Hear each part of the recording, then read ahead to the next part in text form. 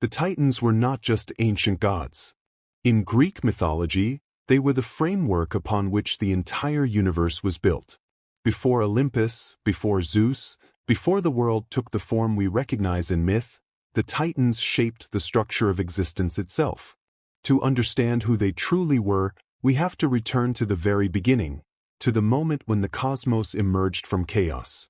According to Hesiod, the first forces to appear were primordial entities. Gaia, the earth, became the foundation of everything physical. Uranus, the sky, stretched above her as the first celestial dome. It was from the union of these two colossal beings that the Titans were born. But the Titans were not simply offspring. They represented the ordering of reality. The Greeks imagined that once Gaia gave rise to the land, mountains, and seas, the next necessary step was to create the forces capable of governing them. This is where the Titans enter the story. There were 12 in the primary lineage, 6 male, 6 female, arranged in perfect mythic symmetry. They were not assigned to trivial domains. They were cosmic forces. Oceanus, the great boundary river that encircled the entire world. He was not the sea, he was the edge of existence. Some ancient poets even described him as a peaceful Titan who refused to participate in later conflicts, not out of fear but out of wisdom. Themis, his counterpart, governed all fresh waters. Springs, rivers, nourishing flows, everything that sustained life was tied to her presence. From her came thousands of river gods and countless nymphs, making her one of the most influential Titans despite her quiet mythic profile. Hyperion, the Titan of celestial light, was associated with the movement of the heavens. His name meant he who walks above, implying constant surveillance of the sky. The Greeks believed he was the pillar from which the sun, moon, and dawn later emerged. Rhea, his partner, embodied sight and radiance. She was the reason light had value, the reason gold, gems, and precious metals possessed brilliance. Hyperion provided illumination. Rhea provided meaning. Zeus, tied to the northern heavens, represented inquiry. He was the embodiment of the desire to understand the universe. His connection to prophecy and knowledge would echo through his descendants. Phoebe, his counterpart, represented the sharpness of clarity. She was associated with the oracle of Delphi before Apollo, giving her a deep connection to sacred intelligence. The Greeks saw her as the intellectual brightness that cuts through confusion. Kronos, often called the least defined, was actually deeply symbolic. His domain was the axis of the sky, the structure by which constellations and seasons were organized. He represented the invisible order holding the heavens in place. Mnemosyne, the Titan of memory, preserved everything the world experienced. To the Greeks, memory was not sentimental, it was power. It was the force that allowed language, tradition, story, and identity to exist. Later, she would become the mother of the Muses, meaning all arts, poetry, and culture ultimately descended from a Titan.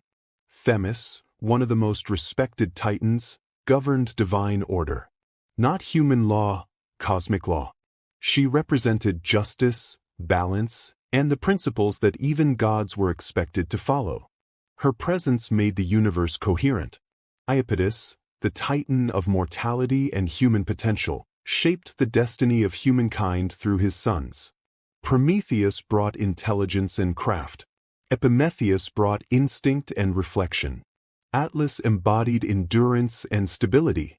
Mnemosyne represented recklessness and downfall. Through them, Iapetus became a bridge between divine permanence and mortal struggle. And finally, the two most central Titans, Rhea, associated with fertile earth, abundance, and the rhythms of nature. She was viewed as the nourishing force behind life's continuity.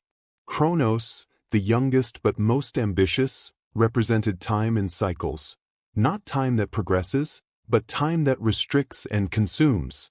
The Greeks described him as both powerful and introspective, a ruler shaped by his own awareness of how fragile power can be. Together, these 12 Titans formed the first true divine order.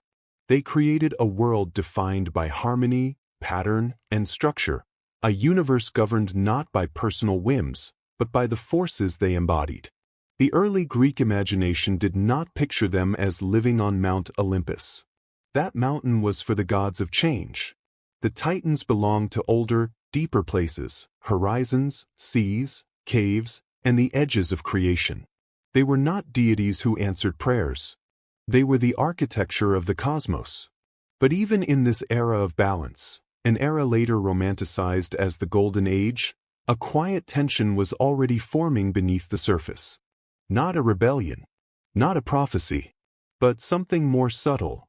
The world was becoming more complex than the static forces governing it. And within the families of the Titans, new beings were beginning to emerge, beings shaped not by foundational principles, but by potential. Before any conflict would happen, before any division between generations, this shift in the nature of the universe had already begun. And this is where the deeper story continues. The reign of the Titans did not begin with chaos. It began with structure, with each Titan shaping a different layer of existence.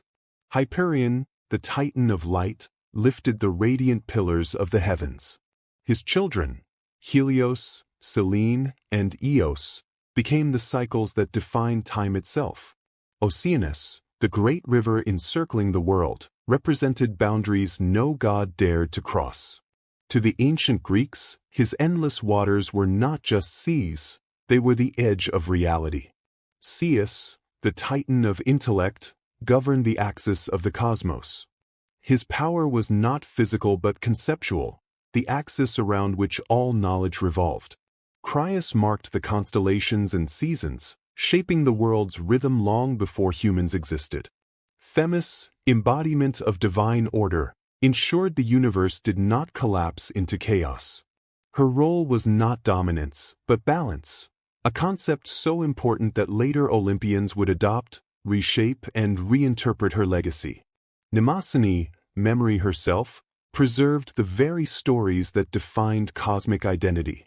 In her, the past was not forgotten, it lived. Iapetus represented mortality and the struggles of existence, a darker tone within the Titan order.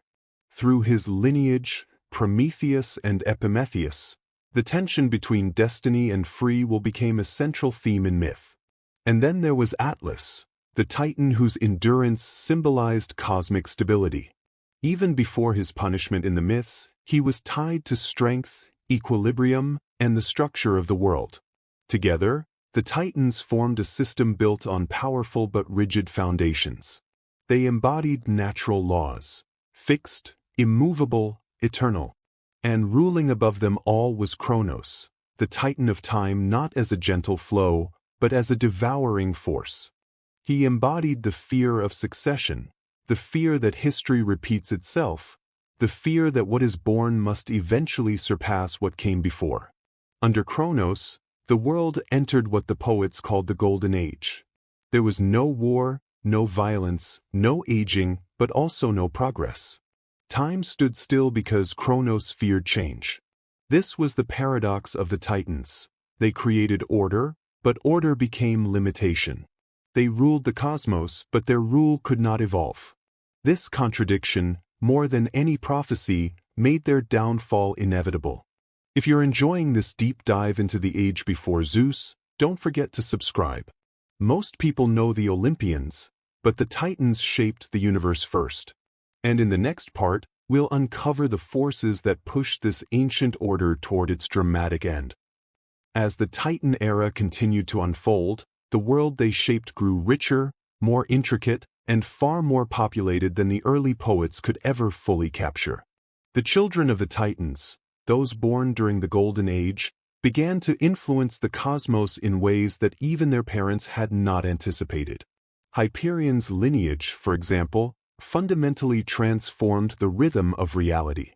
His son Helios took up the blazing chariot of the sun, illuminating every corner of the world that had once existed only in soft, celestial glow. His sister Selene traced her own path across the night sky, while Eos, the dawn, opened each day with a sweep of saffron light. These were not minor additions to the cosmos, They were the motions that initiated time as humans would eventually experience it. Days, nights, cycles, renewals. Oceanus and Themis, whose influence seemed serene on the surface, quietly populated the world with forces that made nature dynamic.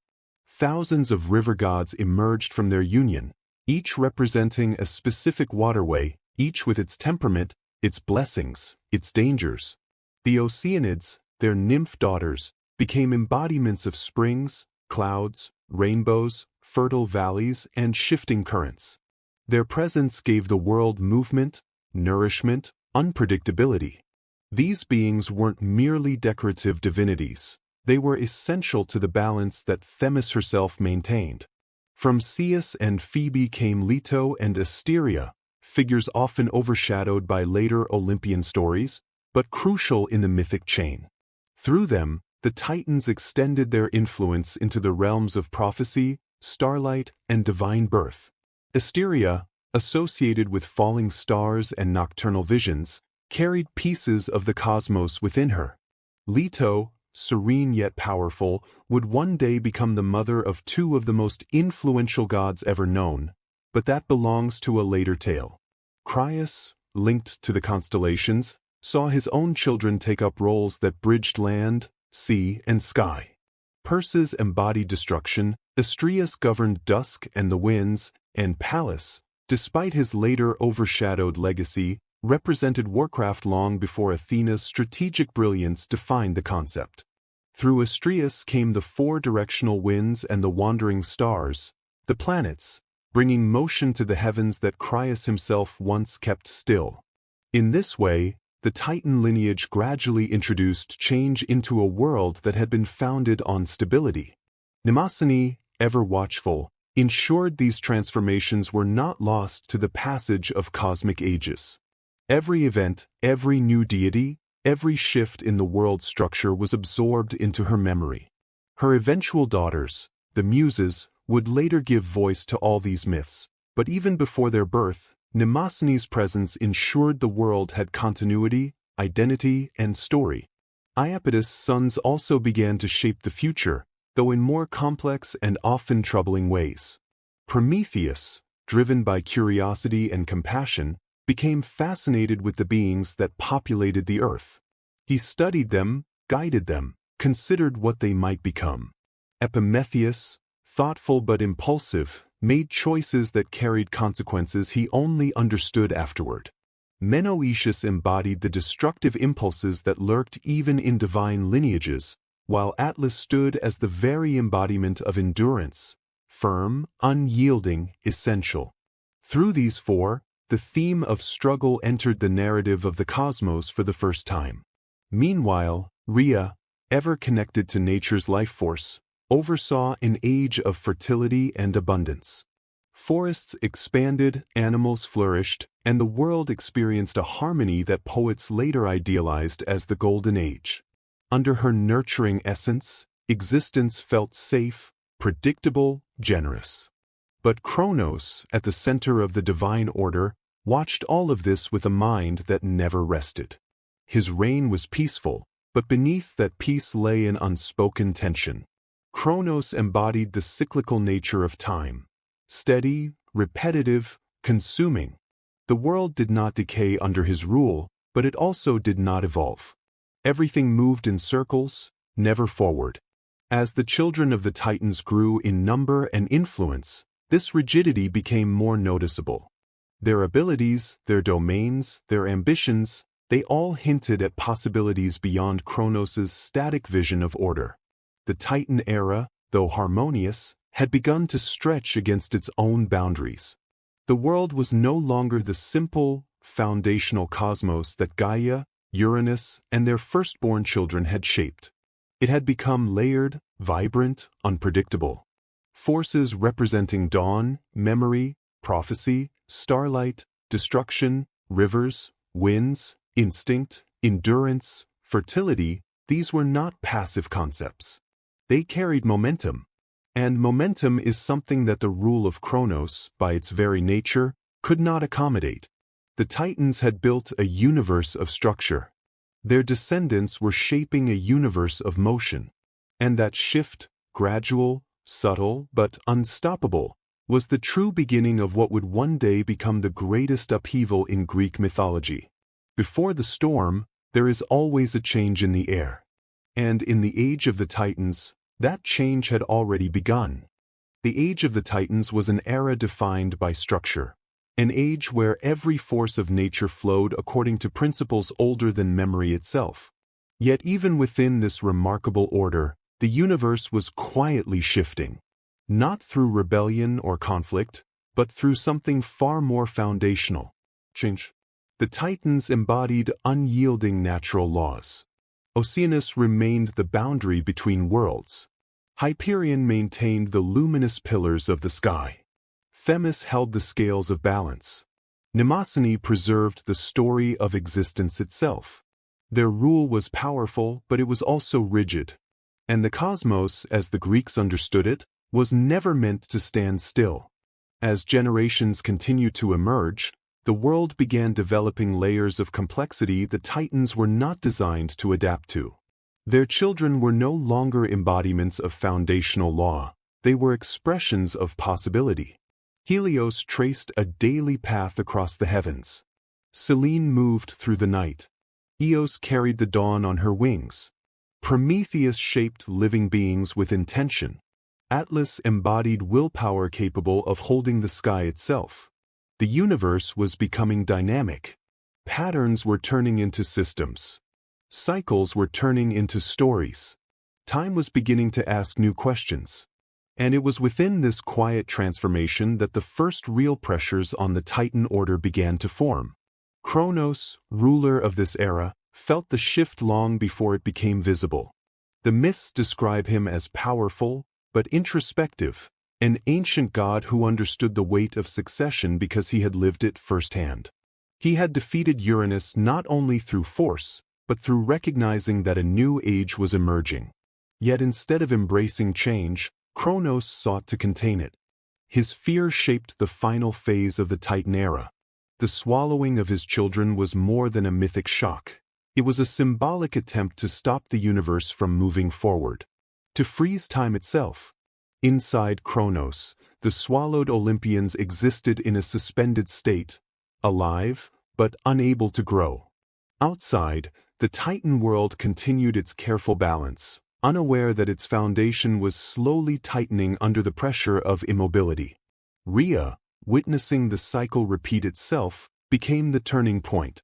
Her decision to hide Zeus was not explosive or dramatic. It was quiet, deliberate, the act of someone who understood that even the gods of structure could not resist the unfolding of the future. Zeus grew away from the Titan hierarchy, observing the world without inheriting its limitations. He saw the brilliance of the Titans, but also the vulnerabilities in their design, their commitment to permanence in a universe that was inherently evolving. With the help of Metis, a being whose wisdom was as old as the Titans themselves, Zeus forced the past to resurface. Kronos was compelled to release the gods he had swallowed, and the world shifted instantly. Not through battle, not through destruction, but through revelation. The return of the Olympians exposed a truth that had been building for ages.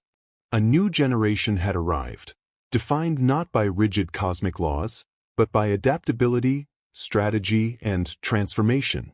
Some Titans recognized this immediately. Prometheus aligned with Zeus. Oceanus remained neutral, refusing to support a conflict he believed was unnecessary. Others clung to the old order, unable to imagine a cosmos that could evolve beyond their design. This division did not end the Titan era, but it marked the moment its conclusion became inevitable. Because the Titans were never meant to be villains. They were the first blueprint of the universe, the foundation upon which all later myth was constructed. Their reign did not collapse, it transitioned. Their legacy endured not through domination, but through the principles they established: structure, cycle, memory, order, possibility, and the ever-turning nature of time. The age of the Titans was not erased by the Olympians. It was transformed by them. And in that transformation, The Greeks saw a deeper message. Even the oldest powers in the universe must eventually give way to what comes next.